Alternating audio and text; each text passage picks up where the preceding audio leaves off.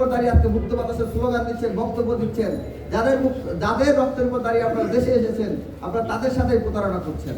এই প্রতারণামূলক মানসিকতা থেকে বেরিয়ে আসুন। আমরা আশা করেছিলাম তারেক রহমান সাহেব দেশে আসার পরে তার দলের যে চাঁদাবাজ আছে, যারা চাঁদাবাজি করছে, দলের নাম ভাঙিয়ে তাদের বিরুদ্ধে ব্যবস্থা গ্রহণ করবে এবং তাদেরকে ছাঁটাই করে দলটাকে একটি পবিত্র দলে পরিণত করবে। অত্যন্ত দুঃখজনক হলে সত্য, আমরা এই ধরনের কোনো পদক্ষেপ আমরা এখন দেখতে পাইনি। যারা যারা আমাদের সাথে একসাথে কাঁধে কাঁধ মিলিয়ে ফেসিবাদ বিরোধী সময় লড়াই করেছিল, সংগ্রাম করেছিল, যারা একসাথে আমরা গুলি খেয়েছি, গুলির বিরুদ্ধে দাঁড়িয়েছি, তাদেরই কেউ কেউ এই চাঁদাবাজি, দুর্নীতি, নিয়োগ বাণিজ্য ইত্যাদির সাথে জড়িয়ে পড়েছে। বিএনপি, জাতীয়তাবাদী ছাত্রদল সহ যারা যারা এখন পর্যন্ত স্থানীয় পর্যায়ে এবং শহর, গ্রামে, গঞ্জে, বাজার ঘাটে, টেম্পো স্ট্যান্ডে চাঁদাবাজি করছে, দুর্নীতি করছে, তাদের বিরুদ্ধে তারেক রহমান সাহেবকে আমরা আহ্বান জানাবো, আপনি আপনার দলকে শুধরান এবং তাদের ব্যাপারে ব্যবস্থা গ্রহণ করুন। বাংলাদেশে হবে না, কিন্তু আমরা দেখতে পাচ্ছি যারা যারা আমাদের সাথে একসাথে কাঁধে কাঁধ মিলিয়ে ফেসিবাদ বিরোধী সময় লড়াই করেছিল, সংগ্রাম করেছিল, যারা একসাথে আমরা গুলি খেয়েছি, গুলির বিরুদ্ধে দাঁড়িয়েছি, তাদেরই কেউ কেউ এই চাঁদাবাজি, দুর্নীতি, নিয়োগ বাণিজ্য ইত্যাদির সাথে জড়িয়ে পড়েছে।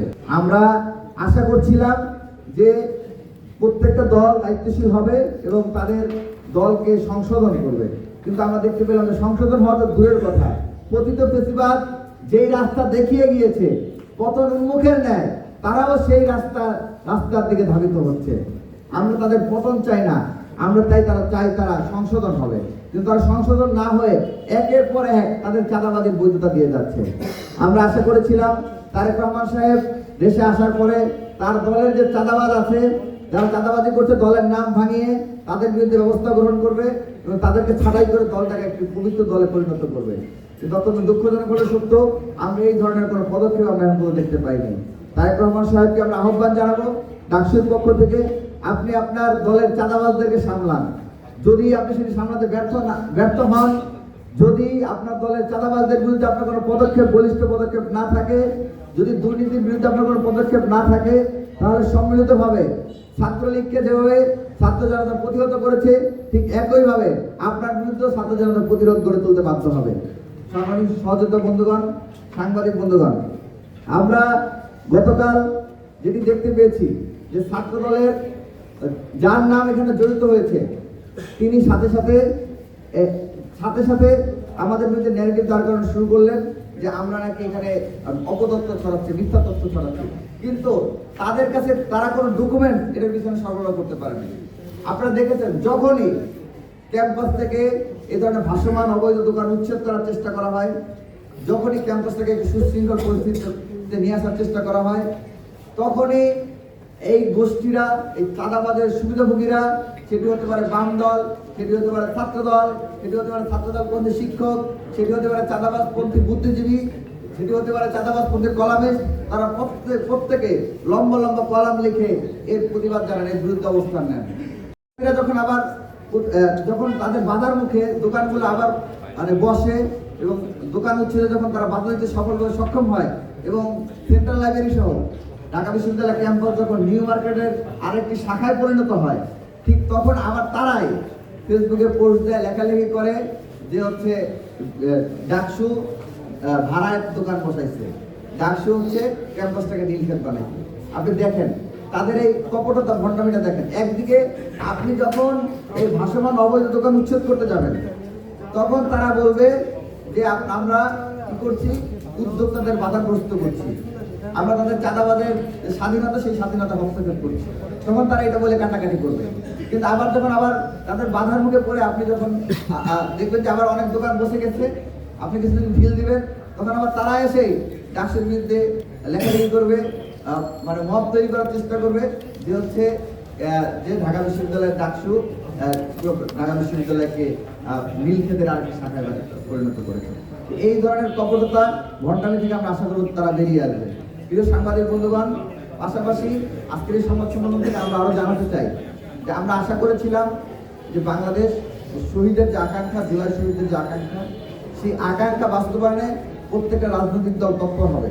কিন্তু অত্যন্ত দুঃখজনক হলো সত্য, আমরা দেখতে পাচ্ছি অনেক রাজনৈতিক দল এখন পর্যন্ত তার সংস্কারের পক্ষে তারা কোনো অবস্থান স্পষ্ট ভাষায় ব্যক্ত করতে পারে নাই। তারা এখন পর্যন্ত আওয়ামী লীগের বিচারের প্রশ্নে তারা কোনো সুস্পষ্ট অবস্থান ব্যক্ত করতে পারে নাই। এখন পর্যন্ত গণভোটের পক্ষে তাদের যে অবস্থান সেটি তারা ব্যক্ত করতে পারে নাই। আমরা এখান এবং এটি তো করতেছে না, পাশাপাশি আমরা দেখতে পাচ্ছি বিভিন্ন রাজনৈতিক দল আওয়ামী লীগের বিভিন্ন নেতৃবৃন্দকে, যারা জুলাই হত্যা মামলার আসামি, যারা গণহত্যার আসামি, যারা বিভিন্ন অপকর্মের আসামি, প্রত্যেকে পুনর্বাসন করে যাচ্ছে। তো আমরা এখান থেকে স্পষ্ট ভাষায় রাজনৈতিক দলগুলোকে আহ্বান জানাবো যে আপনারা জুলাই শহীদদের রক্তের সাথে বিশ্বাসঘাতকতা করবেন না। জুলাই শহীদদের রক্তের উপর দাঁড়িয়ে রক্ত নিয়ে সিনেমিনি খেলবেন না। জুলাই শহীদদের রক্তের ঋণ আছে বলেই আপনারা আজকে মুক্ত বাতাসে ভোট চাইতে পারছেন। জুলাই শহীদদের যদি জীবন না দিত তাহলে আজকে আপনারা লন্ডনে থাকতেন বা আপনারা জেলের মধ্যে থাকতেন। কিন্তু আপনারা যাদের রক্তের উপর দাঁড়িয়ে আজকে মুক্ত বাতাসে স্লোগান দিচ্ছেন, বক্তব্য দিচ্ছেন, যাদের রক্তের উপর দাঁড়িয়ে আপনারা দেশে এসেছেন, আপনারা তাদের সাথে প্রতারণা করছেন। এই প্রতারণামূলক মানসিকতা থেকে বেরিয়ে আসুন।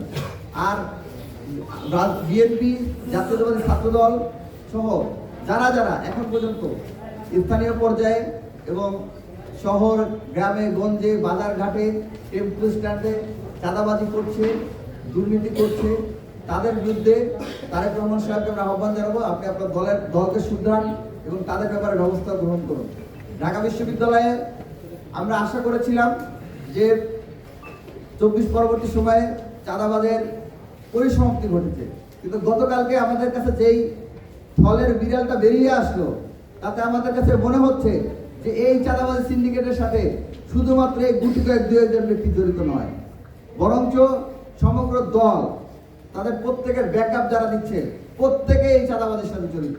এবং শুধু যে চাঁদাবাজি এই দু একটা দোকান হয়েছে এরকম নয়, ক্যাম্পাসে যতগুলো ভাসমান দোকান বসে, যতগুলো ফুডকার্ট বসে, যতগুলো ঠেলাওয়ালা বসে, মজুর বসে, যতগুলো বাদাম বিক্রেতা বসে, প্রত্যেকটা বাদাম বিক্রেতা, প্রত্যেকটা দিন মজুর, প্রত্যেকটা হকারের কাছ থেকে এরা চাঁদা নেয় এবং চাঁদার ভিন্ন রকম পরিস্থিতি সৃষ্টি করার পায়তারা চালানো হচ্ছে।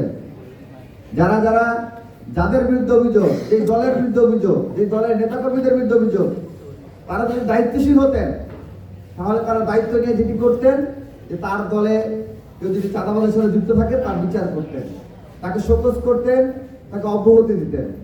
কিন্তু আমরা দেখতে পাচ্ছি সেটি না করে ছাত্রদল এবং তাদের নেতাকর্মীরা তাদের এই চাঁদাবাজিকে ডিফেন্ড করতে ব্যস্ত হয়ে পড়েছে। একই সাথে আমরা আজকে দেখলাম সকালবেলা তারা বিশ্ববিদ্যালয় প্রশাসনকে ঘাও করে তারা সেখানে একটি দাবি দাওয়া উত্থাপন করেছে।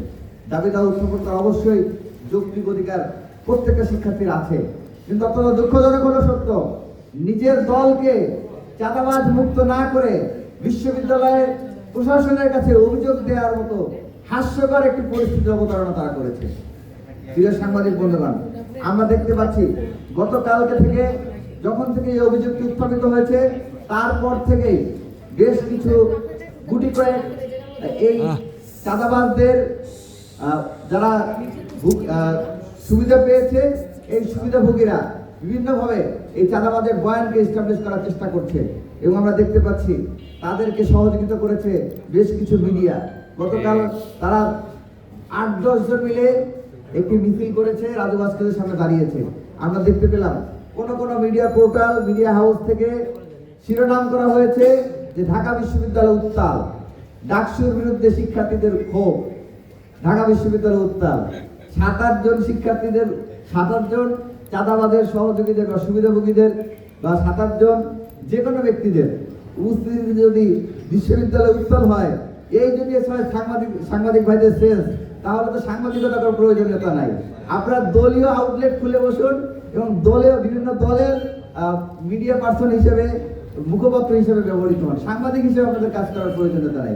প্রিয় সাংবাদিক বন্ধুগণ, আমরা বারবার বলছি আমাদের স্বপ্ন, আমাদের আকাঙ্ক্ষা, তখন তাদের দোকান দোকানপাটে, এই ফুডকার্টে, এগুলোতে তার উপস্থিতদের এইগুলোতে তারা হামলা চালায়। গতকালকে আপনারা দেখেছেন কিভাবে শুধুমাত্র চাঁদাবাজির অভিযোগ প্রকাশ করে দিয়েছে, সে কারণেই সেই ফুডকার্টে আগুন দিয়ে ভাঙচুর করা হয়েছে, পুড়িয়ে দেওয়া হয়েছে।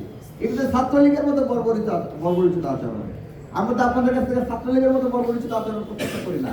আমরা তো আপনাদের কাছ থেকে এই ধরনের চাঁদাবাজিমূলক আচরণ প্রত্যাশা করি না। আমরা মনে করেছিলাম যে ঢাকা বিশ্ববিদ্যালয়ের ছাত্রদল অন্ততপক্ষে অন্ততপক্ষে সকল ধরনের দোষ ত্রুটি এবং ভুলভ্রান্তির মধ্য দিয়ে ভুলভ্রান্তির বাইরে থেকে থাকবে এবং সকল ধরনের সমালোচনার ঊর্ধ্বে থাকবে। কিন্তু আমরা দেখতে পেলাম যে না, ঢাকা বিশ্ববিদ্যালয়ের ছাত্রদের এবং দীর্ঘদিন যাবত তারা এটি ধরে রাখতে পেরেছিল, কিন্তু আমাদের কাছে মনে হচ্ছে যে না, যে এইটি আসলে আমাদের দৃষ্টিগোচরের বাইরে রয়ে গিয়েছে। তো আমরা আশা রাখবো যে ঢাকা বিশ্ববিদ্যালয়ের ছাত্রদল অন্ততপক্ষে বাংলাদেশের অন্যান্য ইউনিটের মতো, ছাত্রদলের অন্যান্য ইউনিটের মতো হবে না, বরং তারা আইকন হবে এবং তাদের মধ্যে যে যারা যারা চাঁদাবাজ রয়েছে, যারা যারা চাঁদাবাজ ঘাটতি মেরে আছে, বিভিন্ন জায়গায় চাঁদাবাজি করছে, প্রত্যেকের বিরুদ্ধে ব্যবস্থা গ্রহণ করবে।